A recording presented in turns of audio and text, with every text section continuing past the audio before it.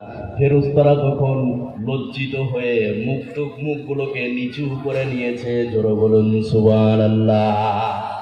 শিক্ষা মানুষের দামকে বাড়ায়। নাম্বার 2, ভালো করে শুনুন। এখানে যতগুলো লোক বসে আছেন একটা অ্যাডিশনাল কথা বলবো, তারপরে ভয়ঙ্কর হাদিস বলছি, ভালো করে শুনুন। শিক্ষার 2 নম্বর গুরুত্ব। অ্যাডিশনাল কথা কি? মোহর।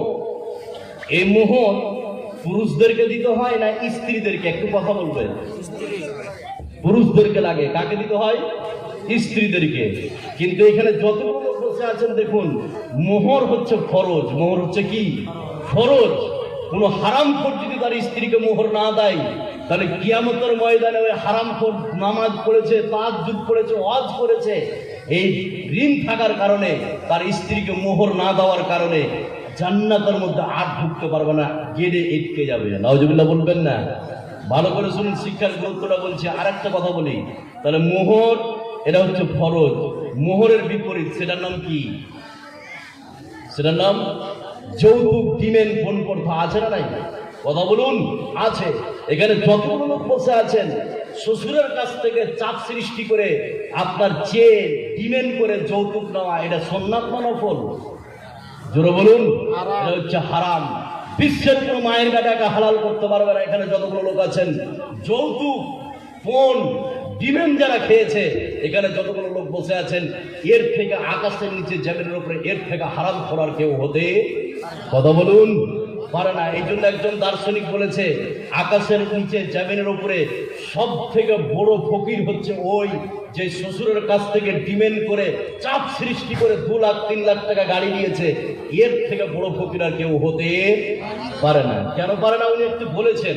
ট্রেনে, বাসে বা স্টেশনে যারা ভিক্ষা করে, তাকে যদি 5 টাকা দেন, 10 টাকা দেন, আর দাবি থাকে? এই কথা বলে না, আছে? থাকে কি? থাকে না। কিন্তু এই হারামখোর বলছে অ্যাপাচি না আনলে বিয়ে করবো না, তোর বেটিকা আছে না নাই? আছে। এবার আকাশের নিচে জমিনের উপর সব থেকে বড় ফকির যে শ্বশুরের কাছ থেকে ডিমেন্ড করে চাপ সৃষ্টি করে যৌতুক ডিমেন্ড নিয়েছে, ও যদি মাস্টার হয় ও হচ্ছে সব থেকে বড় ফকির, ও হচ্ছে ব্যবসায়িক যদি হয় সব থেকে বড় ফকির, যদি এমএলএ এমপি হয় আর কিছু হয়, যদি শ্বশুরের কাছ থেকে ডিমেন্ড করে চাপ সৃষ্টি, কি হচ্ছে বলুন তো, একটু কথা বলছেন না?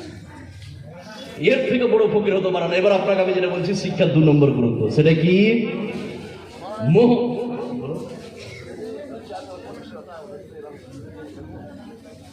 চেয়ারম্যান 2500 টাকা দিয়েছে। আপনাদের চেয়ারম্যান, দোয়া করবেন সকলে, আমিও দোয়া করি। অসুস্থ, উনি অত্যন্ত অসুস্থ। আল্লাহ যেন সিফাতে তাইয়্যিবা দান করে, আমরা বলি আমিন। আল্লাহ, তুমি হচ্ছে এমবিবিএস, তুমি হচ্ছে এমডি, তুমি হচ্ছে এফআরসিএস, বিশ্বের যে ডাক্তার চিকিৎসা করতে পারে না, তুমি পারো। আল্লাহ, তুমি তাকে সুস্থতা দান করো, আমরা বলি আমিন। দান দিব আমি, পরে নিচ্ছে, দেন আমাকে 2500 টাকা দেন। আমার কিছু কথা বলে। চেয়ারম্যান সাহেব 2500 দিয়েছে, আল্লাহ তুমি কবুল করে নাও। চেয়ারম্যান ভাইয়া সাহেব, আচ্ছা 2500 টাকা, আল্লাহ তুমি দানকে কবুল করে নাও। আল্লাহ যে উদ্দেশ্য দিয়েছে উদ্দেশ্যকে পূরণ করো। অসুস্থ আছে, আল্লাহ তুমি সেফাতে তাইয়্যিবা দান করো, আমরা বলি আমিন।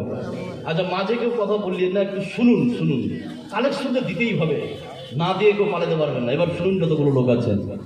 নাম্বার 2 যেটা আমি বলছিলাম, মোহর।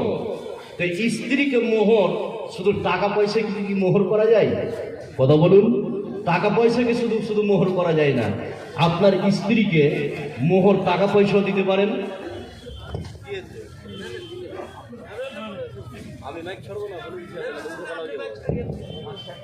এবার শুনুন, টাকা পয়সাকে মোহর করা যায়, গয়নাকে মোহর করা যায়, জমি জায়গাকে মোহর করা যায়, এমনকি আপনার গরু ছাগলকে মোহর করা যায়। আছে না নাই? শুধু তাই নয়, শিক্ষাকে মোহর করা যায়। সুবহানাল্লাহ বলবেন না?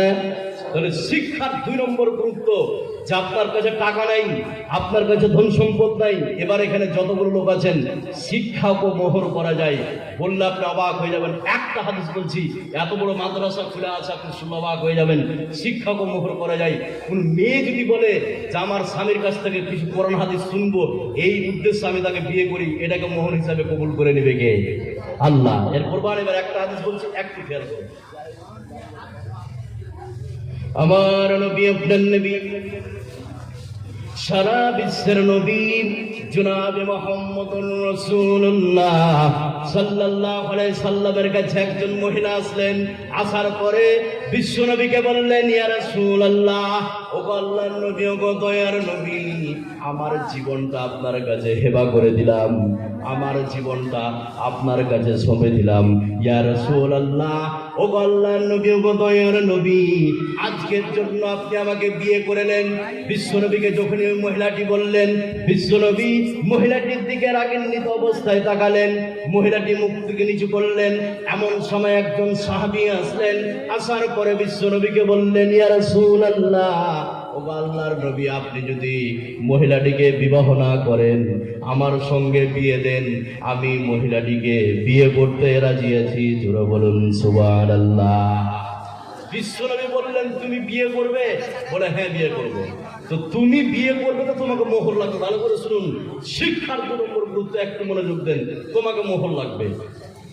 এবার লোকটি বললেন, ইয়া রাসূলুল্লাহ, আমার পরনে শুধু একটাই লুঙ্গি আছে, সেটাই যদি আমি মোহর হিসাবে আমার স্ত্রীকে দিয়ে দিই, তাহলে আমার অবস্থা কি হবে?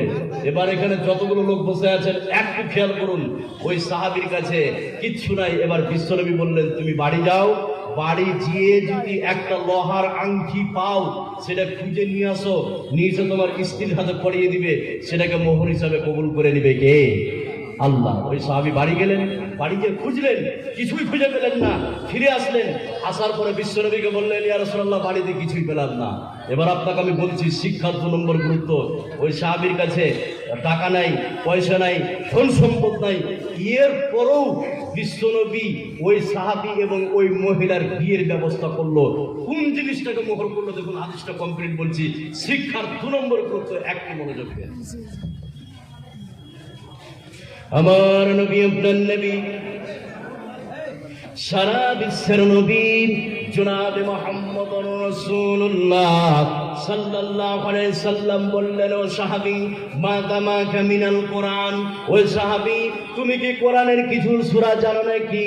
ওই সাহাবী বললেন, ইয়া রাসূলুল্লাহ, ও আল্লাহর নবী, কোরআনের অমুক অমুক অমুক অমুক অমুক অমুক সূরাগুলি আমি জানি। বিশ্বনবী বললেন, যাও, তোমার আমি আজকে বিয়ে পড়িয়ে দিলাম, পরবর্তীতে তোমার ওই স্ত্রীকে কিছুদিন টিউশনি করিয়ে দিবে, পরবর্তীতে কিছুদিন তোমার স্ত্রীকে সূরাগুলি মুখস্থ করিয়ে দিবে। এই সূরাগুলি তোমার মোহর হিসাবে আল্লাহ রাব্বুল আলামিন কবুল করে নিবে। ওই সাহাবীর কাছে কিছু নাই, শিক্ষাকে বিশ্বনবী মোহর করে দিয়েছেন। জোরে বলুন সুবহানাল্লাহ। কি গুরুত্ব শিক্ষার! নাম্বার 3, এখানে একটা কুইজ কোয়েশ্চেন করি, ততক্ষণ লোক আছেন, একটু খেয়াল করুন, একটু মনোযোগ দেন আমার দিকে। শিক্ষার 3 নম্বর গুরুত্ব, সেটা কি? পৃথিবীতে কোরআন ছাড়া যতগুলো ধর্মগ্রন্থ আছে, কোরআন ছাড়া পৃথিবীতে যতগুলো ধর্মগ্রন্থ আছে, কোনো ধর্মগ্রন্থ পড়ে 2 নেকি, 3 নেকি, 4 নেকি, 5 নেকি পাওয়া যাবে? বিশ্বের কোনো মায়ের বেলা বলতে পারবে? এই কথা বলুন, পারবে কি? পারবে না। আপনার ছেলেকে আজকে যে পড়াচ্ছেন হাই স্কুল, হাই মাদ্রাসায়, ইংলিশ মিডিয়ামে, বুকে হাত দিয়ে কোনো মায়ের বেটা একটা ফতোয়া দেয়, যে আমার ছেলেকে আজকে 10,000 করে মাসে দিচ্ছি, আমার ছেলে পড়ছে, প্রতিদিন 2 নেকি, 3 নেকি, 4 নেকি করে পাচ্ছে, বিশ্বের কোনো মায়ের বেটা বলতে পারবে? পারবে? একটা শিক্ষা আছে, একটাই, যে শিক্ষা অর্জন করলে নির্দিষ্ট নেকির কথা বলে দিয়েছে কে? কথা বলুন, আল্লাহর ফরমান। এবার একটা হাদিস শোনাচ্ছি, শিক্ষার 3 নম্বর গুরুত্ব। যতগুলো লোক আছেন একটু খেয়াল করুন, একটু মনোযোগ দেন, তাহলে বুঝতে পারবেন। একটু খেয়াল।